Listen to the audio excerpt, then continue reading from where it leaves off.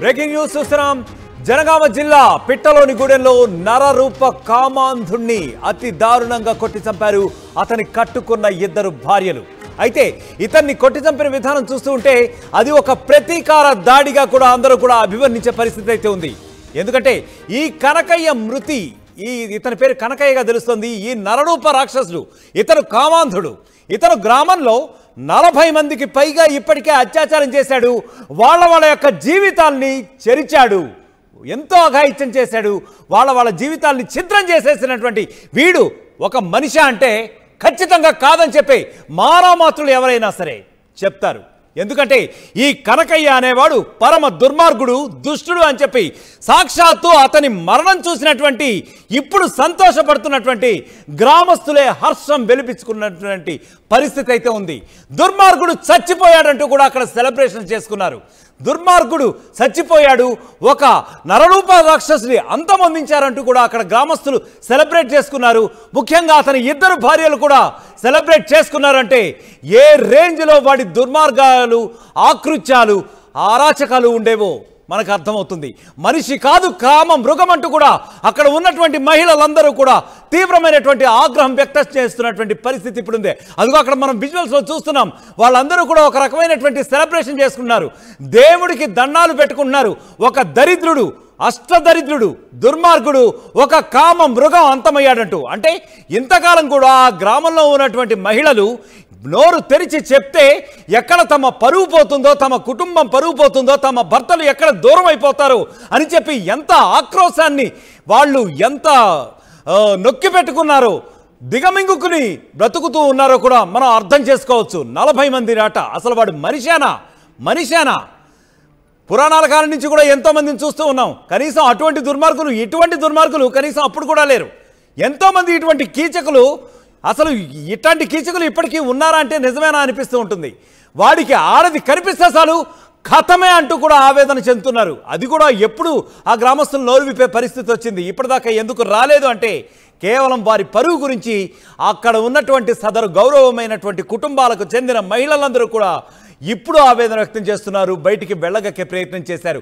ఒంటరి మహిళ కనిపిస్తే చాలా నీకు దుర్మార్గుడా, దుష్టుడా, నికృష్టుడా? ఆమెను కాటేస్తావా? ఒంటరి మహిళలు కనిపిస్తే వేటాడుతావా? ఏం చట్టం అంటే భయం లేదా? అయినప్పటికీ కూడా వాళ్ళు ఎందుకు, వాళ్ళకి తెలుసు చట్టం గురించిన అవగాహన ఉన్న మహిళలు, అందులో కొంతమంది ఎడ్యుకేటెడ్ మహిళలు కూడా ఉన్నట్టుగా తెలుస్తుంది. కేవలం పరువు భయంతో తమ కుటుంబాలు ఎక్కడ విచ్ఛిన్నం అయిపోతాయో, ఎక్కడ ఛిద్రం అయిపోతాయో, ఎక్కడ నాశనం అయిపోతాయో, తమ పిల్లలు ఎక్కడ అనాథలైపోతారో, దీనికి ఒకవేళ ఈ విషయం తెలిస్తే తమ భర్తలు ఎక్కడ నేరస్తులుగా మారతారో వాడిని కుటుంబాన్ని చంపి తద్వారా తమ కుటుంబాలు ఎక్కడ రోడ్డును పడిపోతాయో అని చెప్పేటటువంటి మింగలేక కక్కలేక ఒక రకమైనటువంటి ఆవేదనతో ఇంతకాలం కూడా ఆ దుర్మార్గుణ్ణి, ఆ నికృష్టుణ్ణి కూడా భరిస్తూ వచ్చాయి ఆ గ్రామంలోని మహిళలు, 40 మంది మహిళలు. సో ఇదంతా కూడా అతనికి ఆల్రెడీ 2 భార్యలట. ఈ కనకయ్య అనే దుర్మార్గుడికి ఆల్రెడీ 2 భార్యలట. 2 భార్యలు కాకుండా ఇటీవల అతను తన అత్తగారిని కూడా చంపేశాడట. వెళ్ళి తన అత్తని చంపి మరీ వచ్చాడట. వాళ్ళు నివసిస్తున్నది వరంగల్ సమీపంలోనే ఆ తాండాలో. 2 భార్యలను పెట్టుకుని గత కొద్ది కాలంగా నివాసం ఉంటున్నాడు ఆ నికృష్టుడు. ఆ తర్వాత గత కొద్ది కాలం క్రితమే, అంటే కొన్ని రోజుల క్రితం, మేబీ ఒక 1 వీక్ బ్యాక్ అనుకుంటాను. సో మనకందుతున్న సమాచారం ప్రకారం వాళ్ళ అత్తని అతి కిరాతకంగా చంపాడు వాడు. ఎందుకు చంపుంటాడు మరి? వీడు ఒకవైపు చూస్తే ఇక్కడ మహిళలందరూ కూడా గ్రామంలోని ఉన్నవాళ్ళు కామ మృగం అంటున్నారు, కామ పిశాచి అంటున్నారు, పరమ నికృష్టుడు, దుర్మార్గుడు, మహిళ కనిపిస్తే ఒంటరిగా వదలడు అంటూ వాళ్ళు ఒకవైపు నుంచి ఆక్రోశం వెళ్ళగక్కుతున్నటువంటి పరిస్థితి ఉంది. మరి ఇటువైపు నుంచి చూస్తే వీడు సొంత అత్తని, కన్న తల్లి, ఇలాంటి అత్తనే చంపేసినటువంటి పరిస్థితి ఉంది. మరి ఇదంతా చూస్తుంటే ఏమనిపిస్తుంది అంటే ఈ దుర్మార్గుడికి, నికృష్టుడికి వావి వరసలు అంటూ ఉన్నాయా? అత్తనే కూడా చూడకుండా అత్యాచారానికి పాల్పడే ఉంటాడా అంటే అవుననే అనుమానాలు కూడా వ్యక్తం చేస్తున్నారు ఇప్పుడు సదరు గ్రామ మహిళలు. అంటే ఏమిటి, వాడికి ఆపోజిట్ సెక్స్ ఎవరన్నా కనిపిస్తే చాలు, ఎవరన్నా మహిళ అని చెప్పి తెలిస్తే చాలు, వావి వరసలు లేవు, ఏది లేదు, విచక్షణ లేదు. వాళ్ళ మీద కామంతో కళ్ళు మూసుకుపోయి తెగ విరగబడిపోతాట. మరి ఇటువంటి మనుషులు కూడా ఇప్పుడు కూడా సమాజంలో ఉన్నారంటే ఇదిగో ఇటువంటి ఉదాహరణలు చూస్తుంటే మనకి అవును అని చెప్పే తెలుస్తోంది.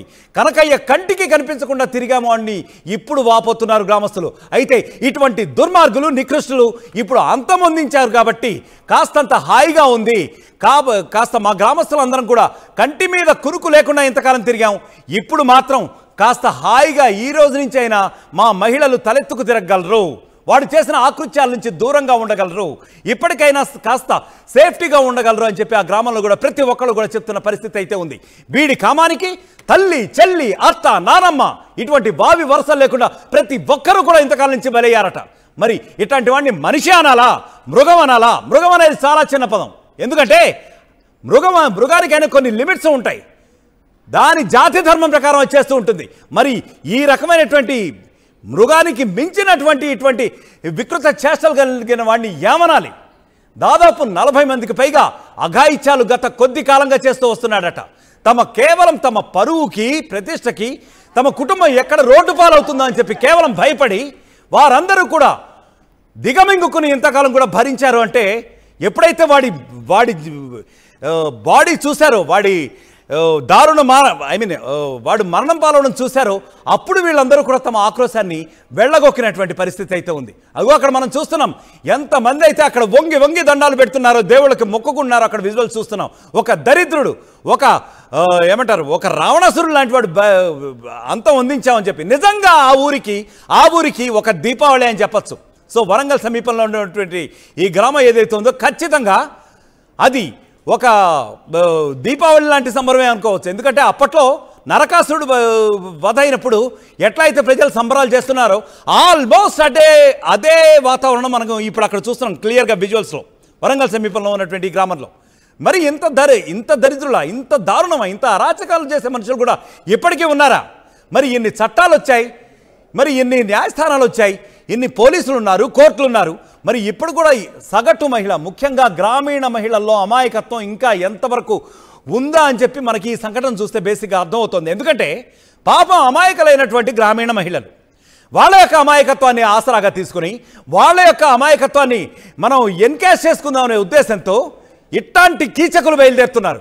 ఇప్పటికి కేవలం వీడు మాత్రమే కాదు, ఇంకా ఎంతమంది ఉన్నారు మన సమాజంలో అనేటటువంటి ప్రశ్నలు కూడా ఇప్పుడు లేవదీస్తున్నారు చాలామంది.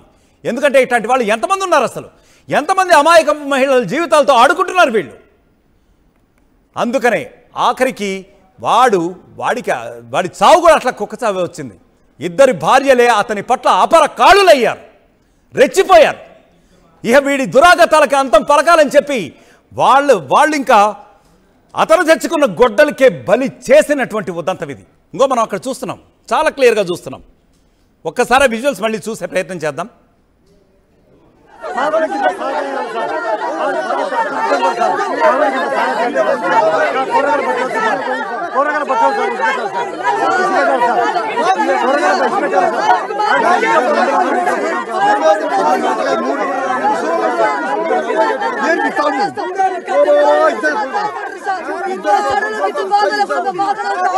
రైట్, చూస్తున్నాం కదా అక్కడ గ్రామస్తులు ఏమంటున్నారు, చాలా క్లియర్గా చెప్తున్నారు. గ్రామానికి పట్టిన పీడ విరగడైంది, గ్రామానికి పట్టినటువంటి ఒక కీచకుడు అంతమొందించబడ్డాడు. అంటే ఆ గ్రామస్తులు ఎంతమంది, అందులో మగవాళ్ళు ఉన్నారు, ఆడవాళ్ళు ఉన్నారు, అనేక కుటుంబాలకు సంబంధించిన వాళ్ళు ఉన్నారు. ఎంతమంది వీడి ఆకృత్యాలకి బలైపోయి ఉంటారు, బానిసలైపోయి ఉంటారు. గుడ్ల కక్కుకుంటూ కనీసం దిగమింగలేక, బాధని దిగమింగలేక, బయటికి కక్కలేక ఎంతమంది ఇదై ఉంటారు. ఇప్పుడు చూడండి అసలు ఎంత సంబరాలు చేస్తున్నారు. ఒక రకంగా దీపావళిని వాడి మొహం చూస్తుంటేనే ఒక రకమైనటువంటి ఒక పురాణాల్లో ఉన్నటువంటి ఒక రాక్షసుడు మనం చూస్తూ ఉంటాం అప్పుడప్పుడు కార్టూనిక్లో వీటిల్లో. వాడి కళ్ళల్లో క్రూరత్వం చూడండి. అసలు వీడు మనిషేనా? వీడి కామానికి తల్లి, చెల్లి, అత్త, ఏ బావి వరుసలు కూడా లేవట. ఎవరు కనిపిస్తే వాళ్ళని ఇంకా అదే పని. ఈ దారుణ ఘటన అంతా కూడా జనగామ జిల్లాలోని పిట్టలోని గూడెంలో జరిగింది. మరి ఆ గూడెంలో ఉన్నటువంటి ఒక తండాలో ఉన్నటువంటి 2 భార్యలు కూడా ఇతని దురాఘాతాలను గత కొద్ది కాలంగా కూడా గమనిస్తున్నారని చెప్పి అక్కడి గ్రామస్తులు చెప్తున్నారు.